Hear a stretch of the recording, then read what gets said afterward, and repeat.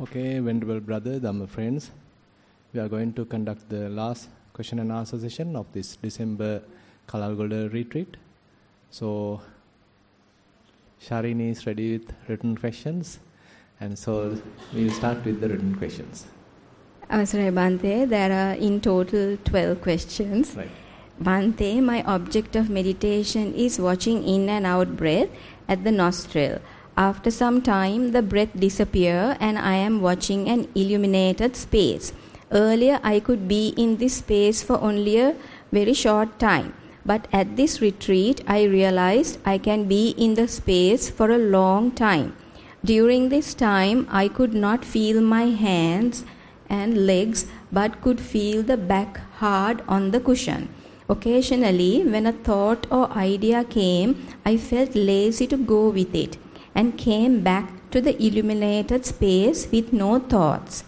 I realized in walking meditation too, I would be in the empty space with no thoughts.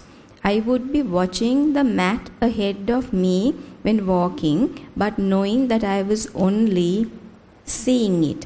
Bhante, please advise how I should continue my practice. So everything is good, but this illumination is what I like to have a little discussion, clarification. May I know who has written it? Yours?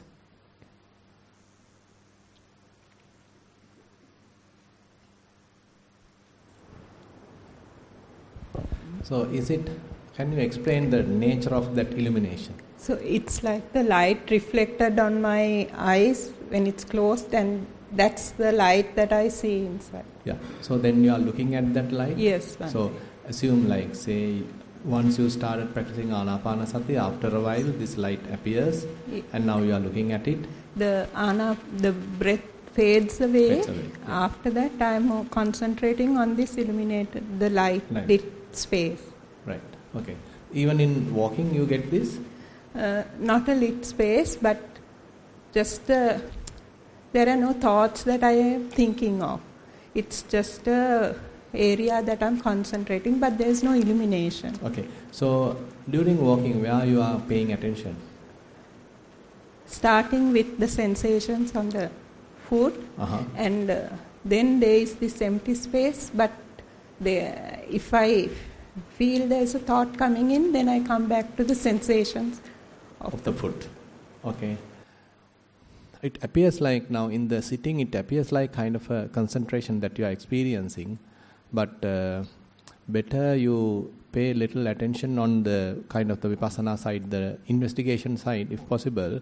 Then it's a kind of a balance approach. Otherwise, you are entirely moving in the Samatha approach. So while walking, how long you walk? Which one you prefer, walking or sitting? So that's the culprit. So basically, invest more time in walking and investigate as much as possible these sensations. Now say your right foot is touching and various sensations are there, left foot is touching, more sensations are there, and probably now you don't need any kind of a noting technique because you already have a certain amount of concentration, and while keeping the mind fairly quiet, now you can pay attention to each and every step, and various sensations are able to sense while you are walking and recognize what they are. Basically, now you heard about the elements, right? 4 elements: earth element, water element, air element, heat element. So these characteristics, now you need to investigate. Am I able to recognize some of these? And as you are investigating them, how they are behaving. It is not that you do anything, rather you simply watch, and they by themselves they manifest, they come out, and then they evolve and then change and they disappear. So likewise you need to look at them thoroughly. So that is a must, because otherwise what happens is this is not really the emptiness that we are talking. So here very much like sort of an absence of thoughts, but you are using that the kind of a concentration sign to absorb. Not yet an absorption, but so that concentration can prevent thoughts coming in. Basically, once you are thoroughly concentrated, even though not yet into a absorption, this thorough concentration prevents any of the other, other side intrusions, any kind of thoughts. Not a bad thing, but particularly in sitting, now if we are entirely moving in this, then we don't have much coming from the wisdom side. So my suggestion is, while walking, since there is no illumination, you have the capacity to investigate. So investigation aspect is a must. So take care of that and do more walking and start recognizing all these different phenomena. And while walking also, while sitting also, probably before this light appears, any other phenomena you experience? I feel sensations on the whole Entire body? Yes. Entire body. Parts of the. So those also now you can kind of investigate. Now just forget about for the moment this light. So I mean there are opportunities that using the light you can go to a deeper concentration and enjoy that. That's the maximum we can get. So you can go there and just enjoy that and feel blissful, and that's also something, not a bad thing. It's also a kind of a motivation. But on the other hand, the development of the wisdom should be the goal. So since you already gained a fair amount of concentration, use that concentration and the already available mindfulness to do this investigation, because that also takes a certain amount of time. It's also time consuming in a way, and it takes time for you to understand them and properly tackle the kind of a balance that you need to maintain, and that also has to do for a fair amount of time. With that, you get another understanding about the practice. So when before this light appears, throughout the body, do the investigation throughout the body. Sometimes light even disappear, don't worry. Even if it comes, don't worry. I mean, you can simply keep it aside and do the investigation. Give prominence to investigation now. Yeah.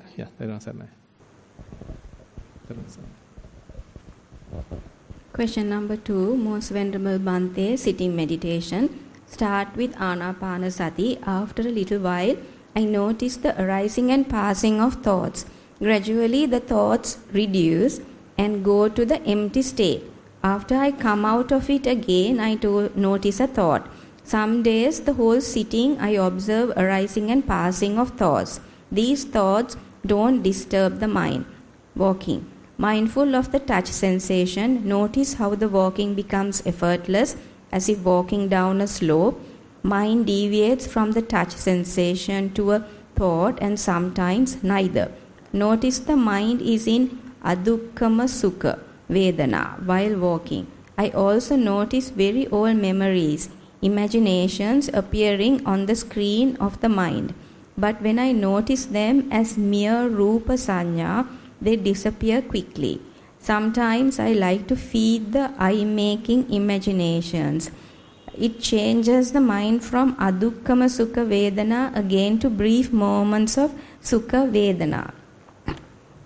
Day to day. Recently, when a parent had a chest pain, I noticed the mind didn't have neither fear or worry. Therefore, I was able to clearly see what needed to be done at that moment. Maybe because the mind was expecting this could happen any time, and it was ready for it. But 3 days ago, when a child had an unexpected accident again, I noticed the fear and worry arose very quickly, and because of it, again anger arose. After a long time, the anger which was seen as irrational annoyance earlier came to the surface spontaneously. The words were spoken harshly, but there was mindfulness to the unmindfulness. Immediately after the angry words came out, I noticed again the dukkha arising in the mind. This would only go away not by merely seeing, but only via the walking meditation, and the dukkha vedana changed to adukkama sukha vedana. Please advise me, Bhante. Yeah, okay, just continue. So as you continue, this further evolution can happen. Now you have mentioned that that whatever the recent anger didn't go away till you go to walking. But later, as you are aware of anger, it will disappear, but it will take a little time. So what your observation is quite correct, and again fairly a fair observation and fairly comprehensive. and it's a kind of an ongoing observation, that's pretty good. Just do the same thing again and again, continue your practice, and the improvement will be possible to measure based on these kind of defilements. Certain occasions are there, those we can manage without much of a disturbance, any kind of an agitation. But there are other instances, again the mind gets agitated, again you get angry, and that anger also not easy to abandon. But later, as you continue, when the anger arises, you can notice, and as a result of this notice, probably it will naturally fade away. So likewise, certain improvement will happen. So the thing is, the defilement won't stay longer as we progress. So, but what you are experiencing is a kind of a progressive path. Just continue. Question number 3. Thank you, Bhante, for your clear and insightful explanation to my earlier question about deep-rooted traumas coming out after deep meditation. My current question is related to this. After what I consider a deep meditation and I am relieved of some sankharas, I feel happy. But I feel happy. No, before that, After what I consider a deep meditation, and I am relieved of some sankharas. Relieved. Okay, fine. I feel happy. But after the meditation, I became very groggy and sleepy. Very? Groggy, sleepy. As soon as I lie down, I fall into a deep sleep and have very disturbing dreams. Is there a connection between meditation and dreams? That's the question. Yeah, there is a connection, but very difficult to have a,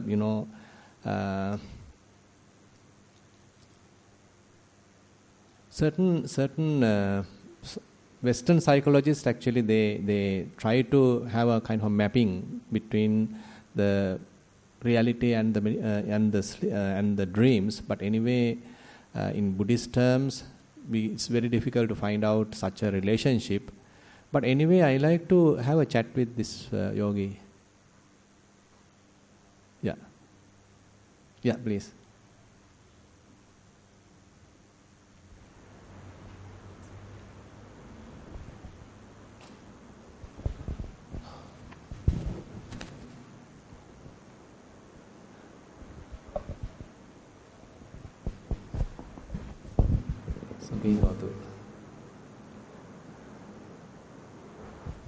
How old are you? 87. Excellent. So basically, now what is the kind of deep concentration you were mentioning? Actually, it is I do Vipassana.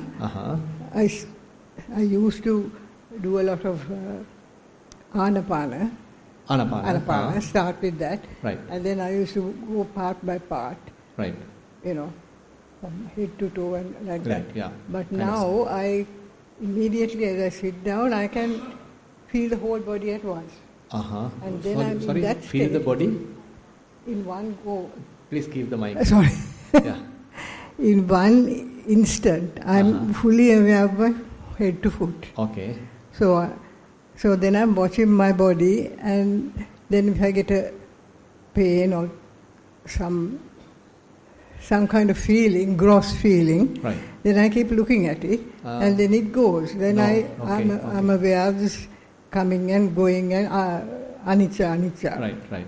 I do that. But sometimes I'm like, I can't describe it. I'm without thought, but only aware of my body. And then sometimes there's like a tension somewhere in the body, and it comes between my shoulder blades. Now the thing is, now you are doing something wrong there. That is the issue. So I think now you have the capacity to just keep the mind kind of a quiet, quite completely spacious, fairly empty. You have that capacity right now, because you said that you are a long-term meditator and you are practicing daily. So as a result of that, Now the mind develops a kind of a capacity to live alone in a way, not without any kind of a grasping. Now if you are familiar with Satipatthana Sutta, so again and again Buddha emphasizes, so as a result of the practice, so you are coming to a state that mind has the capacity to be alone without associating anything, without clinging anything in the world. Anisitocha viharati nachikinchi loke upaditi. I believe you are there now. Am I correct? Okay.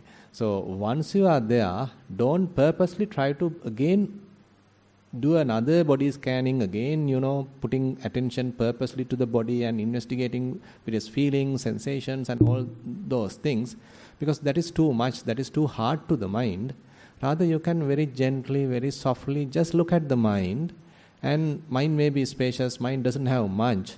In case mind wander and mind go and grasp habitually as a result of the existing defilements, it is possible. Again, if it happens, just release it. That's it. So the practice become more kind of an easier path as we progress. Now, just to give a connection coming from the Buddha's teaching. Now, if you refer last sutta of Majjhima Nikaya, Indriya Bhavana Sutta. Okay, in Indriya Bhavana Sutta, now Buddha say, so when you are a practitioner, so as a result of the encountering of various sights, you might get a kind of a desire, kind of a happiness, a pleasurable feeling and all that. So you need to entertain a kind of a method to take it back to the calmness. Okay. So Buddha say, Oladikam Sankatam Patissamupannam. So these are the three methods he recommend. Okay. You can say, I was in a fairly relaxed environment. I already have touched this non-grasping state. I was there. But unfortunately, due to already available tendencies in the mind, again, because of this sight, again mind got agitated. Again mind start grasping. Again thinking going on. Now, Buddha say, okay, now this new state is gross compared to that previous very relaxed, very simple, very calm, equanimous state. So he is asking us to return to this equanimous state using any of these three methods. So not only these three, you can use any method to return to this equanimity. So the technique is basically to maximize the dwelling in this emptiness basically. So Buddha is asking us to again and again return to this emptiness, again and again return to this calmness, the clarity, say the equanimity. That is more sublime, that is quite simple, there is nothing much, there are no much activity in the mind at that time. So very relaxed, very calm, very quiet, equanimous state of the mind. Okay, that is what we typically call as a Tadanga Nibbhuti. Depending on the wisdom we have, now there is no inner burning. There is no any kind of an attachment. There is no any kind of a grasping, and you can simply dwell there. And Buddha promotes dwelling there more and more. So what happened as a result of such a practice? Now your capacity to stay there become longer and longer. You can easily be there. Even a thought come, you can simply let it go and again come here. Again come here. Likewise, you are maximizing this capacity. So while being here, do you really need to again bring your attention back to the body and start investigation? Not necessary. Right? So now later, Buddha say, assume that as a result of this practice, say you are growing further. You are growing further. And then to that person, to that further grown person, Buddha didn't recommend these three methods. He simply say, in case again mind get tangled, so you can simply have a little bit of a shame. That is enough. Just be a little, because you know it, I should keep the mind here, not there, not the agitated state that you recommend. Agitated state is the outcome of the grasping. But you know, I should be here, not this agitated state. Just have a little bit of a shame, then mind naturally will return here. You don't need to struggle. So the technique become more kind of a subtle, very quick, and you quickly notice, and because you already have a fair amount of mindfulness, you already have a fair amount of concentration, you already have a fair amount of wisdom, and now it is not a struggle for you to return. Rather, you can simply recognize it. You can simply have a little bit of shame. So what this kind of a person has done, or something, and then it will naturally come here. It's a more and more restful experience. So, but unfortunately, if we again and again putting our attention to the body and start experiencing different pains and all, then we are going out of the sight. So it's a wrong kamatana, basically. It's a wrong meditation instruction. So if you are again and again try to further investigate the body while we have the capacity to just to keep the mind in a relaxed, unattached state. So that's what I yesterday to mention that yogi. Now our perspective has to completely change in a way. At first, very much like we are developing mindfulness, we are developing concentration, we are developing insight. So we have a task to do. I am meditating. I am practicing Vipassana. But once you reach this level, it is not you developing meditation, I am practicing meditation or anything.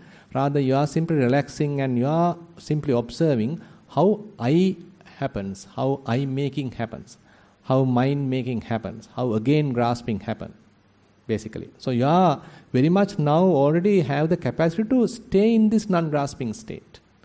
So your approach has to have a radical change now. So just relax, just calm, just quiet, keep the mind fairly quiet, free from any proliferation. And in case mind go to that old habit, release it. Take it back to the freedom. Basically, patinissagganupassana in a way. Simple understanding of agitation has happened, you let go of that agitation, revert back to the emptiness. Simple as that. So just practice that and maybe later you can report again at another occasion. Yeah, Thero.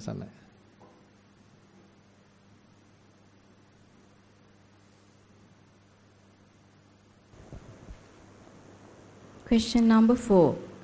Venerable Bhante, much merit to you for your efforts in showing us mindful pathway.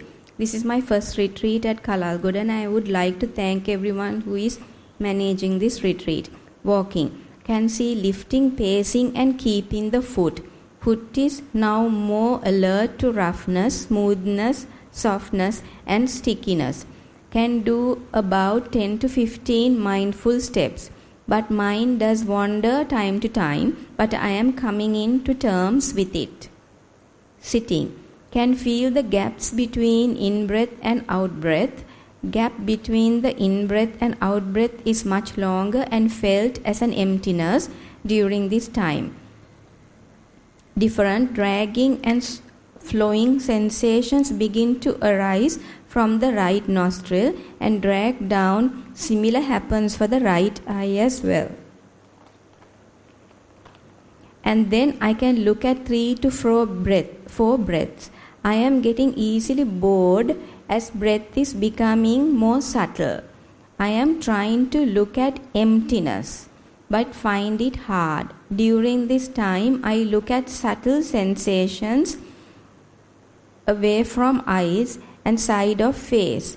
Then again to try Anapana.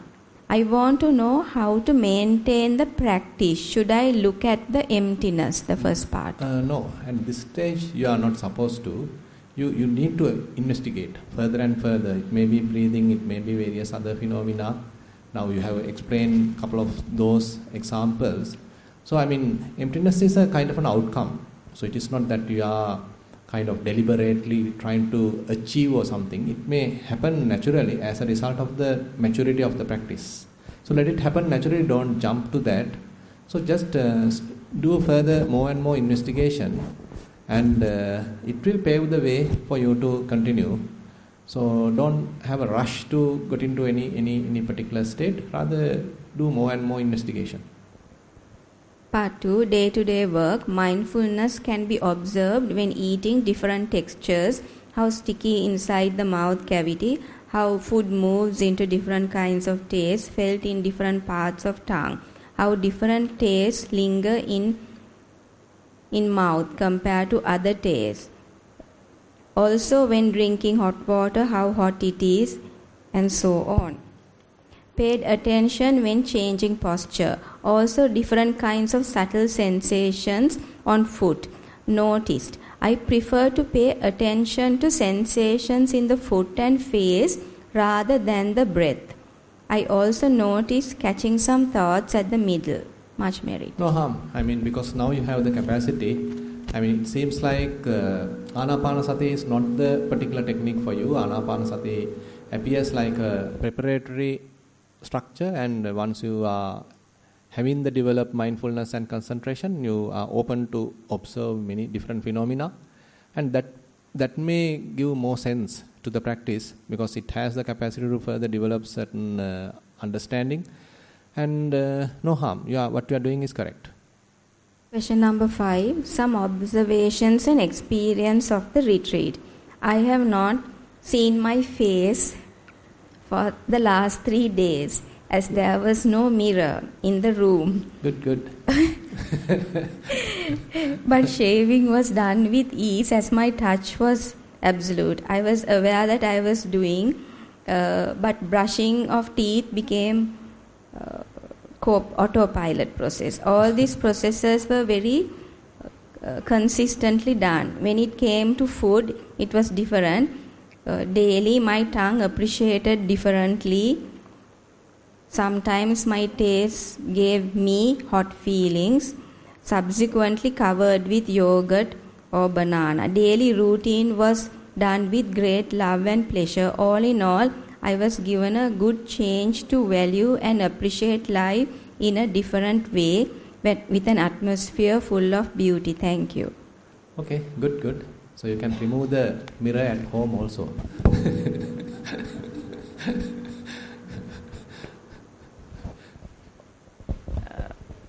Question number 6. 1, 2, 3. 3 pages. Lot of work for Sharini today, right? For you, Bhante. Okay. Venerable Bhante, today's session brought a question from the audience about what is entertainment when one is meditating. Mm-hmm. Is enjoying music a negative thing, etc.? My question or comment is arising from this. This morning I was most peaceful and serene while doing the walking meditation and sitting down amidst the trees. I love being in nature and with trees, and this is my entertainment. I watch no TV or hear that kind of party-like entertainment. I gain happiness just by feeling the breeze coming through the trees and watching the sunlight streaming or the birds flying above singing among trees in the garden. This morning the monkeys came to look at us yogis, and after peering at us from the rooftops of trees, they happily swung by from branch to branch. So this is a lot about, do you want me to read about the nature, the monkeys and the ants? Yogi. Okay. I mean, too much detail, yes? Yes, it's okay. about the dimyas and all. So I will go to the question. Okay. Now, in a way, it's kind of an appreciation, yes, because now we found again the ground very much like. So we were shifted from our experience. We were living in a dream world. So when we are unmindful, we are in a kind of a fantasy, mind-made conceptual world, and we are more into conceptualizing. But as we are developing mindfulness, again we back to ourselves and we again connect with the Mother Nature. It's a very good sign. And you feel relaxed, you feel released, and you feel free from any tension and stress and all that, because we come back to the nature. After all the observations of the nature, the question is, what I want to know is this immense joy of being in nature disruptive to the meditative state? No. Okay. Or is it an upliftment? It's an upliftment, because yeah, typically the nature doesn't agitate the mind as the mind. So, the man-made, very gross kind of a stimulation. But what we experience through the nature is a very soft, very delicate, very natural kind of a awareness and some very beautiful, very soft kind of a stimulation that has a healing effect in a way. And even when you feel quite stressed and down, and on such occasions you go to the beach and you go and look at the mountain area and you simply relax and look at the nature, and you look at the night sky and the stars and the moon and all that. It's a relaxing experience. So no harm in doing that. And even the Arahants have done that. Now, if you refer certain, foremost Arahants like Venerable Mahakassapa, if you refer Mahakassapa Theragatha, so he being an Arahant, he is appreciative of this natural phenomena, like he is saying, so while I am in the cave, I can look at the mountainous area. So there the fireflies are, moving here and there at night. It's a really beautiful sight. I like to look at it. So Arahant is saying like that.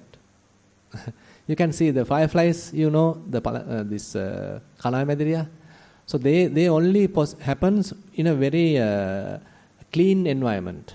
So if the environment is very, very clean, not any poisonous or any dusty and gloomy, if it's a pretty clean environment, these fireflies are there and they simply fly here and there. It's a beautiful sight now Venerable Mahakassapa is enjoying.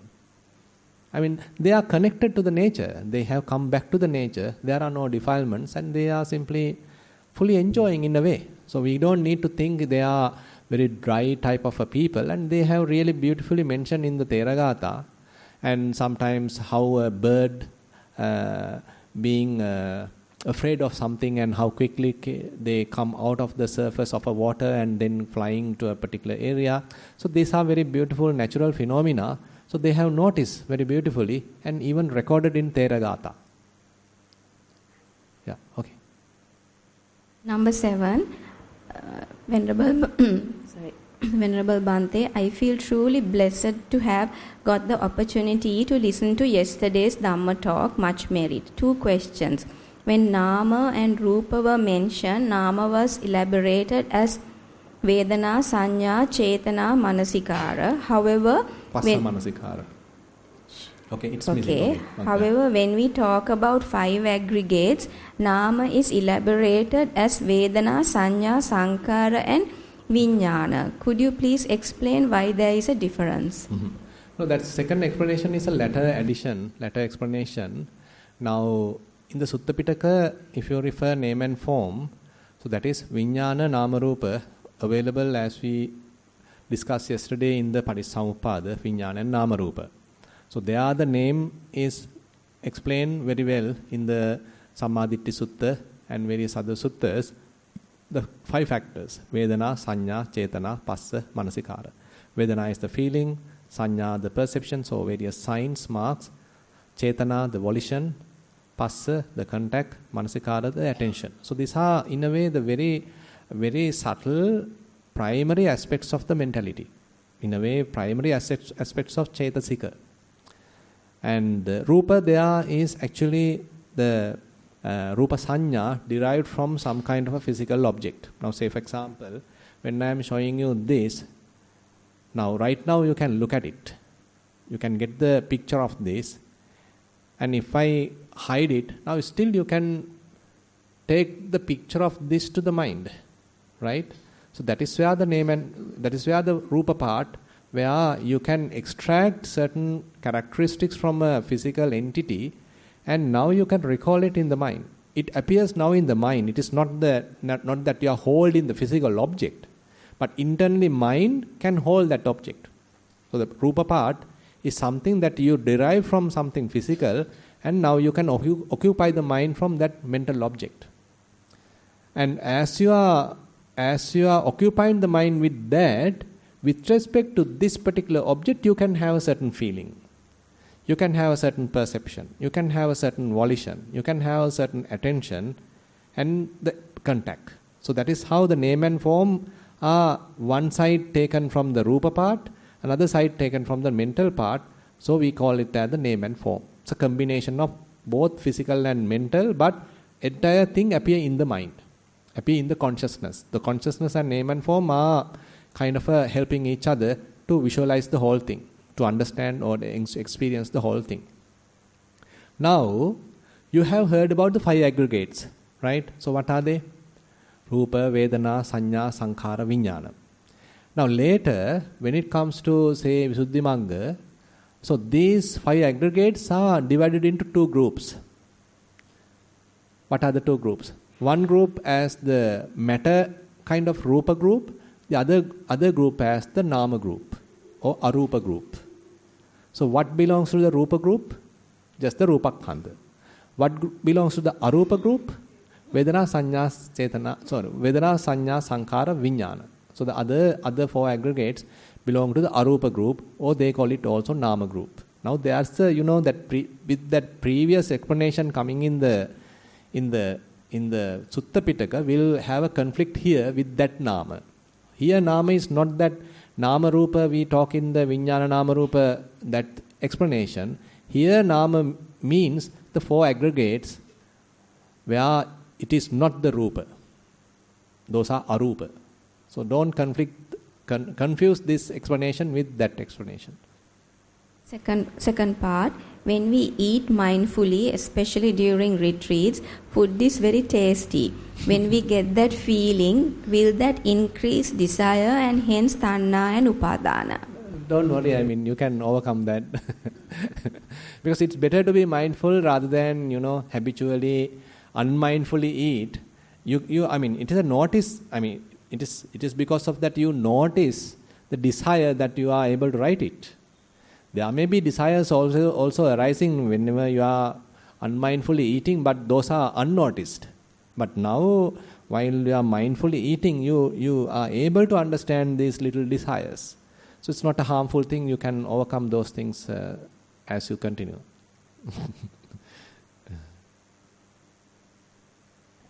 Question number 8. This is also about a yogi who looked after an aunt who's like a mother who was ill until she passed away. So there is 1.5 pages of how she looked after. Shall I go to the question on it? Shall we explain a little? Yeah, sure. I like to ask a question on an experience I had because I would like to know an answer from a person such as you. My auntie, who was like a mother to me, passed away in August in an aged care home. She was 93. She had no children and I was very close to her. Although she was a Christian, she had all the values of a good Buddhist and respected all human beings and helped them. She had dementia for the past 2 years but knew me and was always very happy to see me as I visited her every weekend.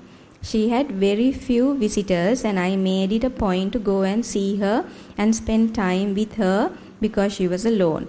This year she had 2 strokes and with the first one, although the doctor said she would not do well, I went and fed her, etc. And she came back to be well for almost 6 months. But with the second stroke, she did not survive. But I went every day after work to visit her and spoke to her and sang to her hymns I knew. So she would know someone who cared for her was there.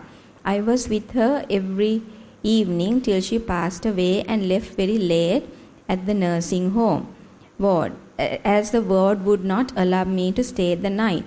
She was given morphine and was not responding, but I was there chanting and singing for her. Question. She passed away peacefully in the home. I had no regrets, although I was sad to have her no more and felt happy that she passed away peacefully.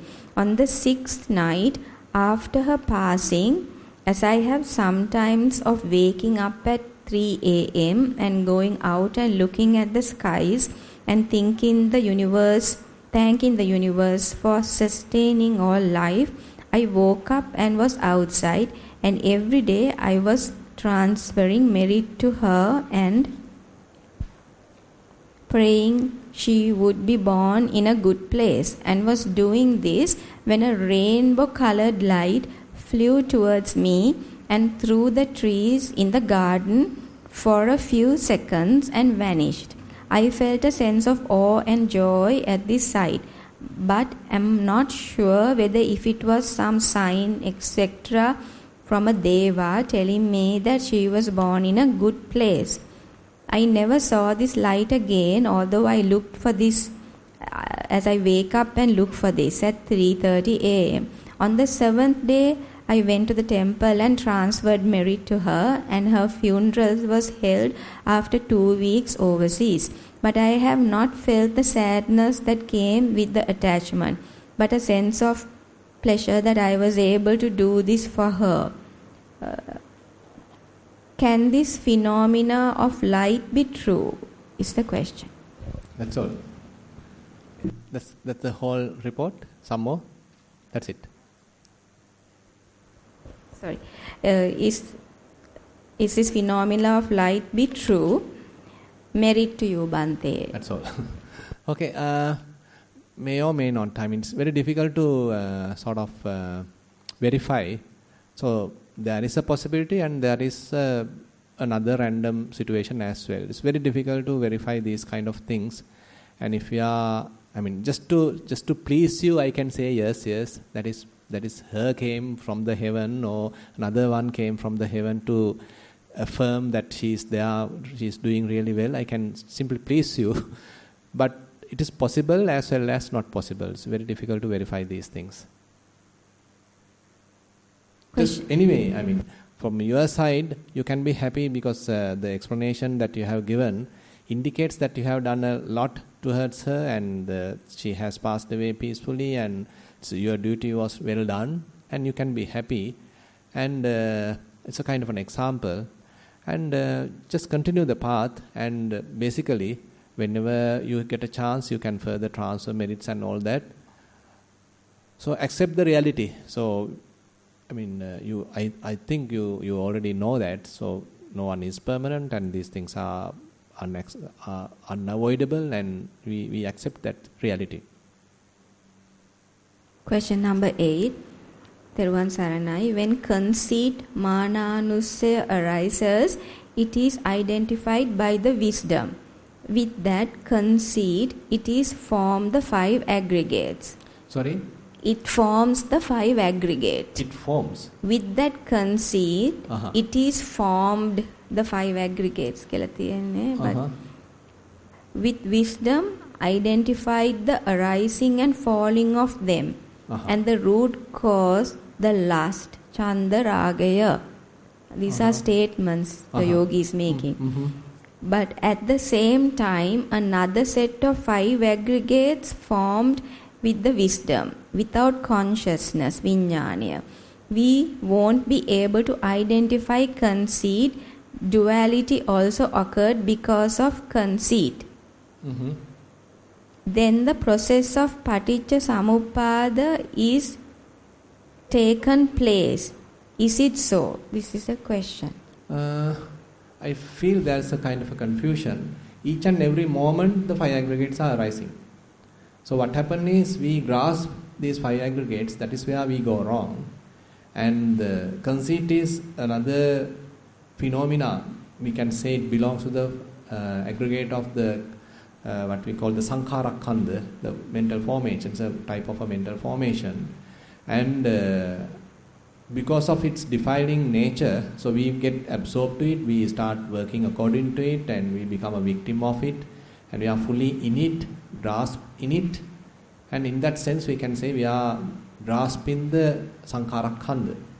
But the moment that you are able to recognize, okay, there is conceit, so that indicates that you are coming out of it. You are no more grasping, you are no more a victim of the Sankhara. Rather, you see it, you notice it, and you allow it to naturally fade away, and fairly you are free from it. So, but still the aggregates are arising and passing away, but free from any kind of grasping.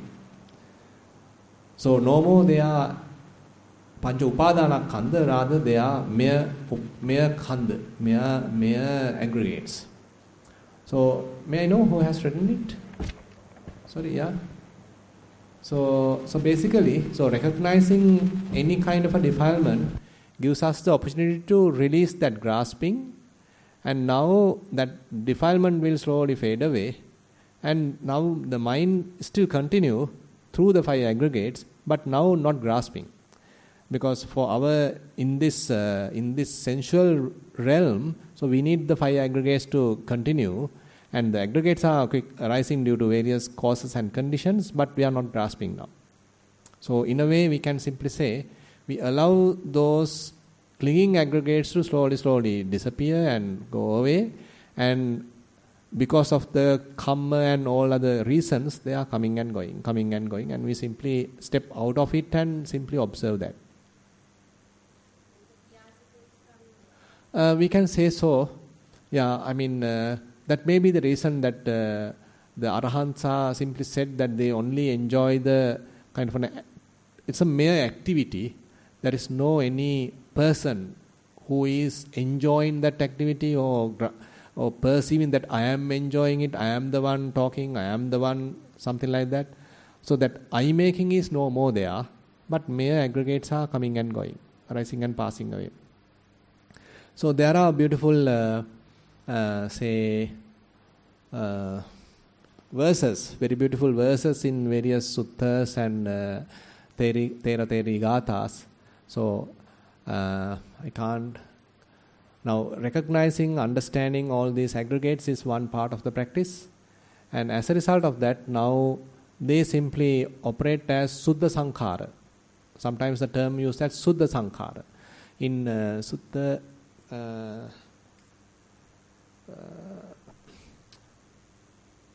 Adhimutta Theragata, you can refer Adhimutta Theragata. So, Venerable Adhimutta is a Samanera, an Arahant Samanera, a young Arahant Samanera, and he beautifully mentioned Suddha Sankhara Punjoyang Tattaka Paridevana. So these are mere sankharas, and I have no any kind of a attachment to them, and so why I cry? That's a beautiful story that probably you have heard. So Venerable Adhimutta was captured by the bandits, and now they are going to kill him, and he is giving a beautiful verses, and the bandits become frightened of this kind of a statement, and he simply says, I mean, these are mere sankharas, they are mere aggregates, they are simply arising and passing away, so why should I bother? So you do whatever you want.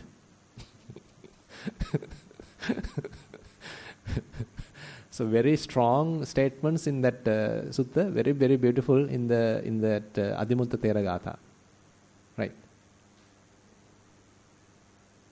Question number 10. Thank you, Bhante, for your valuable discourse on Paticcasamuppada. When one closes the eyes to meditate, the sound faculty becomes acute. You hear more, sound consciousness increases. Last night there was an unpleasant pounding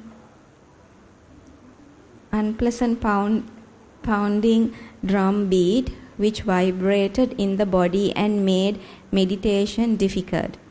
Yet no one did anything or took action to stop it, or talked to the people next door about the value of listening to nature and the sound of silence. Is meditation sometimes a form of pacification that prevents us from pacification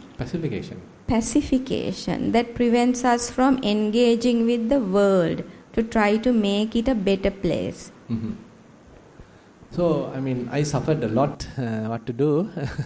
So it's very close to my room, and the whole night I was not sleeping, and it's pounding, as you mentioned, it's pounding like a hell. I think only half an hour I was able to sleep, but maybe around 4:30 or something. Throughout the night I was not sleeping. I again get up around, I mean, I was lying down on the bed, and around 12:30 or something I again get up and start. I got a call coming from another country, and I was just talking, and again release it, and again lying down, again came out and just walking, and again going there. What to do? So that's what I was thinking. There's a very beautiful simile that Buddha is given with respect to the nutriment of contact. So it came to my mind. So there is no escape. So nutriment of contact, passa ahara. Can you remember what is the simile Buddha has given for the passa ahara? Nicchamma gavi, yes. A cow without a skin. So this cow is not yet died. He is still living, but there is no skin. So what's her situation? Now Buddha is saying, if she wants to go to closer to a tree, whoever the insects in the tree come and eat it. Okay? Now in order to escape from these insects, now she is running to a ground, open area. Now she being noticed by the flying, the animals, flying birds and all these things, and they quickly land and start eating. Okay? In order to escape, now she is going to a water. Now while inside the water, again other insects in the water come and eat. No escape. So yesterday also very much like that, no escape. You turn this side, still you feel. Turn that side, still you feel. You walk, still you feel. You sit, still you feel. You sleep, still you feel. No escape. Can't help. So this is the sensual realm that we are living in. So sometimes we have to bear, because these people are drunken and all that. No point of going at that night and talking to them. I don't think it will be effectful. But anyway, today morning, our friend go and spoke to them, and that's how we were able to conduct the Dhamma sermon, because even that time they were, with little volume, they started doing that. But as a result of that request, they closed it. So that's how we did the Dhamma sermon. So, sorry, what to do?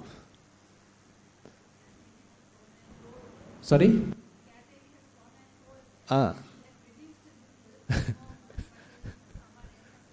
Again, increase it. So in a way, we had a little bad come also maybe. And I was looking at my mind and thinking whether am I able to maintain kind of a calmness even though agitation is going on. We were discussing ditte ditta mattang, sute sutta mattang. So is it possible to do sute sutta mattang even with this kind of a situation? Very difficult actually, very, very difficult. But trying but felt that tired nature in the morning as we are getting up. Can't help.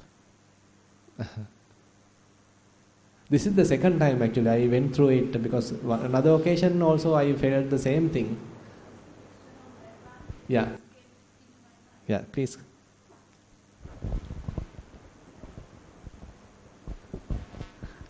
Some people have not heard that at all, Really? including myself.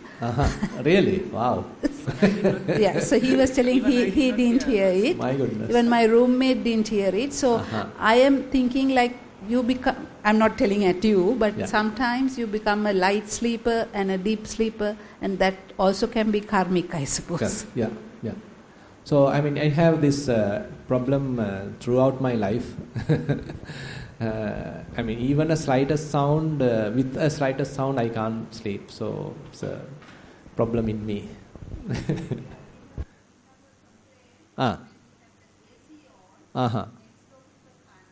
Right. So, please, can you remove that AC? Because I am also not switching it on, and I have to suffer because now the ventilation is also very less. So people have covered all the areas to the ventilation. So either you like it or not, you have to just be there and get just boiled there. So now since you raised this question, now I told it. It's possible that please ask to remove those the covers fixed to the ventilation areas. So then at least, because the thing is, it was fixed expecting some foreign monk or someone. But say very rarely we get him, but every other month we have to suffer. Sorry? Good intention. My goodness, both together yesterday, I was bad time for me. I was expecting, okay, my goodness, now the end of the year, the remaining karma is now fading away.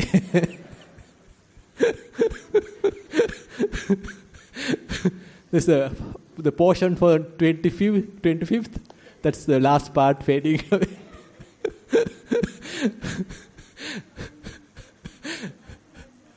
Yeah, please come forward, we can't hear you.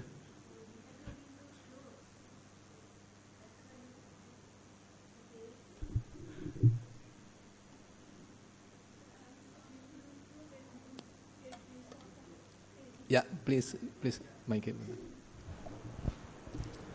Yeah. When you get these disturbances, you can do only metta bhavana because then your anger won't come. Arise. Yeah, that's very true. That's, sometimes when we get angry, more our mind is further agitated, full of pollution.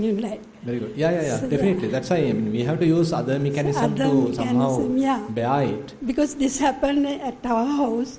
Now my son is getting anger when these things happen. So I say, I can't say now he is big one. So I do myself. Mama supatemma, sielu satya supatetta. After sometimes it goes, whether the sound is there or because Christmas time and these things happens. Yeah. So that's what I am doing, something like that. Okay. I mean, these different techniques are available, so it's up to us to use whatever the technique and keep us free from defilements, basically. Yeah, exactly. Thank you so much, Thero. Now, there are, already established rules in the country that you can't, have this kind of a high volume music or whatever the sound after 10 o'clock or something.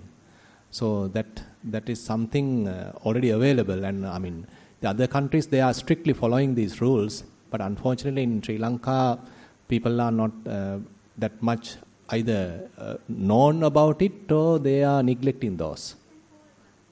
119.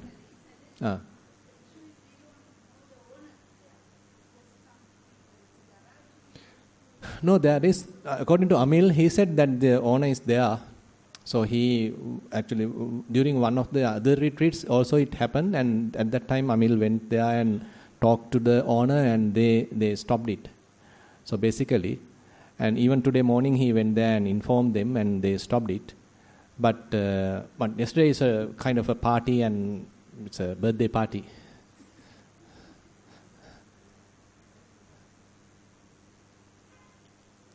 Question number 11, dear Bhante, yesterday, not the same. Same thing.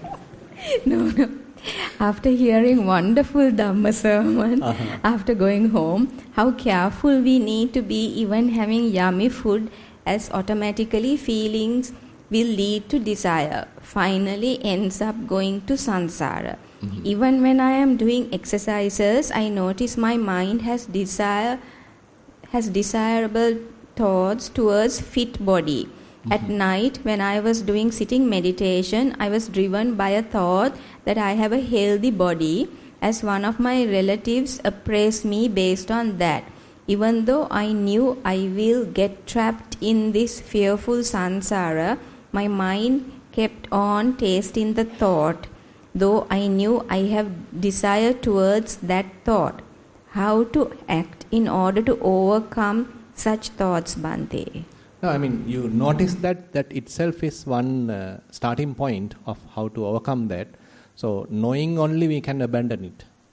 So that's a principle, that law that Buddha mentioned in the Sabbasa Sutta.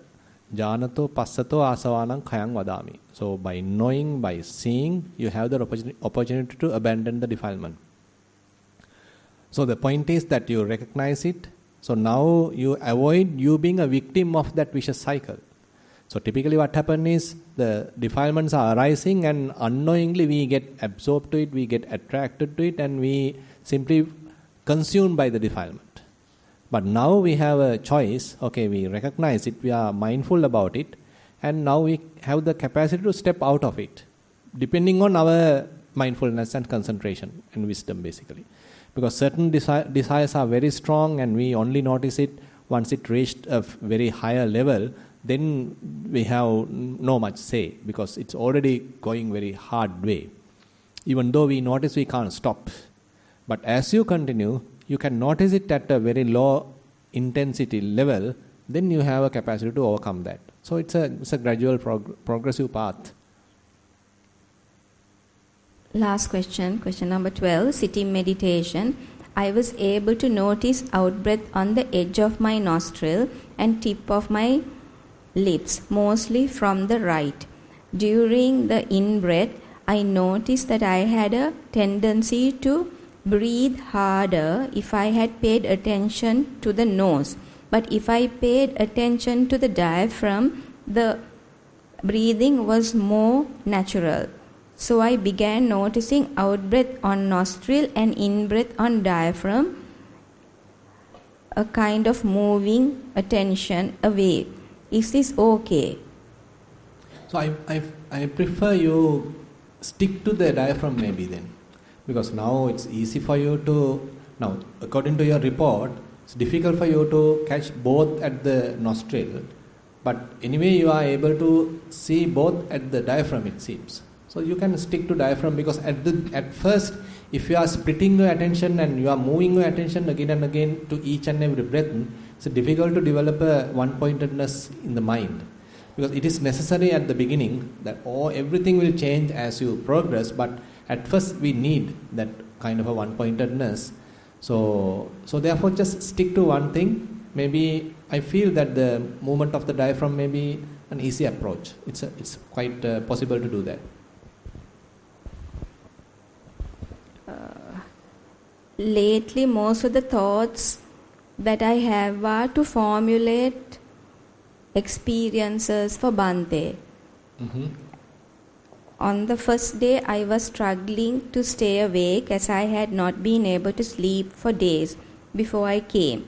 I am often not able to fall asleep due to thoughts and restlessness. I slept well the first night, so the second day I was able to practice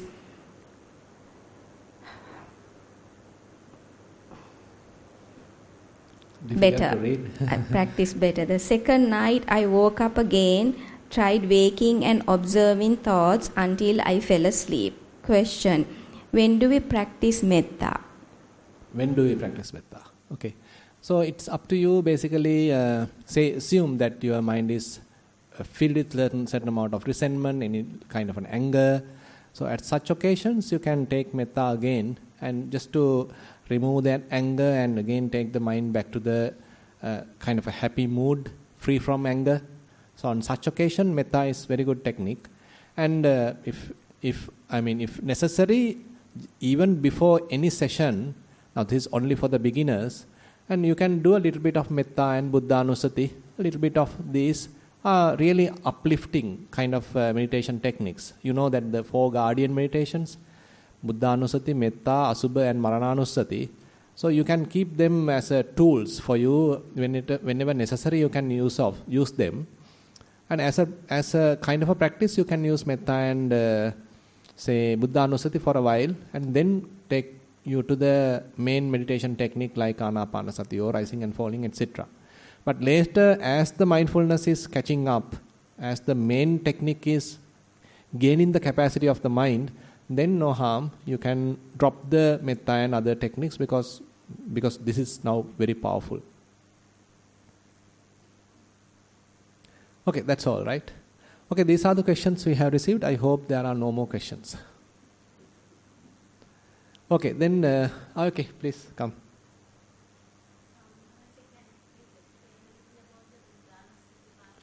Buddhanusati Bhavana, okay. Now, before doing Buddhanusati Bhavana, better learn a little bit about the 9 qualities of the Buddha, right? Arahan, Samma Sambuddho, Vijja Charana Sampanno, Sugato, Lokavidu, Anuttaro Purisidhamma Sarati, Sattha Deva Manusanang, Buddho, Bhagava. Now, these are the 9 qualities that we are quite familiar, and we better learn why Buddha is called as Arahant. Why Buddha is given the term Samma Sambuddho? Why Buddha is given Sugato? Like that, we need certain amount of understanding about each and every quality of the Buddha. And assume now you read it again and again, and now it is very much like understood. And when you have that capacity, now you close your eyes and now say Arahang. And sir, just as we note while we are walking left, right, similarly you simply use the noting here just to the name of that quality, arahang. So once you say arahang in the mind, you quickly do a reflection about those qualities of the Buddha. Why you understood why arahang is attributed to the Buddha. Now that quickly has to come to the mind. Samma sambuddho, those qualities have to now come to the mind. Vijja charana sampanno, the qualities have to come to the mind. Slowly, now you are going through all 9 qualities. At the same time, you reflect the qualities of the Buddha. Now these terms are mere indicators for you to quickly bring your understanding or bring your memory of those qualities. Now, as you are familiarizing this, continue this, now your attention is very much limited to the 9 qualities. Distractions become less and less. Previously, your mind get drifted to various other past memories, future plans, and etc. But now your mind is given a task. Okay, you have to reflect the Buddha's qualities again and again. So you go from Arahant to Bhagava. Again Arahant to Bhagava. Again Arahant to Bhagava. And if you really want, you can come to the descending order also. From Bhagava to the descending order also. I mean, if it is difficult, no need. And assume now you are going from Arahant to Bhagava, like that 9 qualities. And you naturally have to feel kind of pleasant and very happy and fairly concentrated, and mind feel lighter and all that. Later, you probably might notice, okay, among these 9, one is not that appealing to me. One is some less too difficult to understand or something like that. And you drop that. And now you have 8. You continue with 8. As you continue with 8, another one you can drop. So likewise, another one you can drop. Slowly, you are dropping one by one, and now you are reducing the number of qualities. What is the advantage of doing that? Yeah, exactly. So you know that, wandering our mind or paying attention to 9 qualities means that there is a large area for us to pay attention. Now reducing that means you are slowly concentrating the mind. Okay, ultimately you come to just one quality. Just one quality. Assume that we selected Arahang, which is the most appealing quality, and you feel really blissed out, you feel really happy, and you really feel connected with the Buddha when you are calling that, and you take that, you select that, and you use only that. And Arahang. Basically your mind is now concentrated. So you can achieve a very blissful experience using Buddhanusati, and ultimately you are just having one Buddha's quality, and you simply note it once a while, giving that note, Arahang, just for a while, and your mind is kind of reverberating in that. Your mind is experiencing that, enjoying that. And in case it try to drift, again you say Arahang, something like that. So very beautiful practice actually, Buddhanusati. But it's just a samatha practice. These are interesting tools actually we can use. Yeah. Correct. Yeah. It's a samatha practice. Yeah. Okay.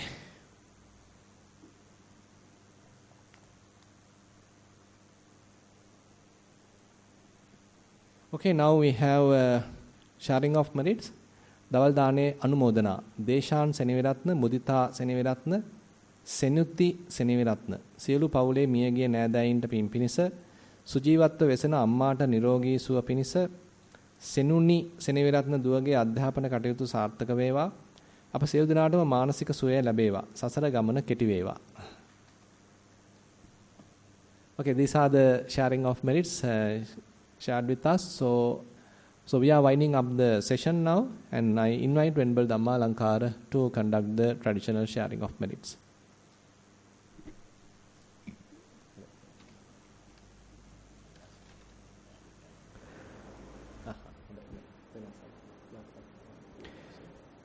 Avasaraya Swamin Wahanse, let's share our merits with our past relatives and celestial beings and our lay devotees, and whoever wants merit from us by saying Pali traditional verses. Ektavata chamhehi sambadam punya sampadam sabbhe deva anumodantu sabba sampatti siddhya. Ektavata chamhehi sambadam punya sampadam Sabbe bhutanumodantu sabba sampatti siddhya. Iktavata ca amhi sambadam punya sampadam. Sabbe satthanumodantu sabba sampatti siddhya. Akasattha ca bhummatta devanaga mahiddika. Punyantang anumoditva chiran rakhantu sasanang. Akasattha ca bhummatta devanaga mahiddika. Punyantang anumoditva chiran rakhantu desanang. Akasattha ca bhummatta devanaga mahiddika. Punyantang anumoditva chiran rakhantu mam paranti. Idang vo ñātīnaṃ hotu sukitā hontu ñāteyo. Idang vo ñātīnaṃ hotu sukitā hontu ñāteyo. Idang vo ñātīnaṃ hotu sukitā hontu ñāteyo. Imina puñya kammena māme bhāla samāgamo. Satan samāgamo hotu yāva nibbhāna pattiyā. Imina puñya kammena māme bāla samāgamo. Satan samāgamo hotu yāva nibbhāna pattiyā. Imina puñya kammena māme bāla samāgamo. Satan samāgamo hotu yāva nibbhāna pattiyā. Sadhu, sadhu, sadhu.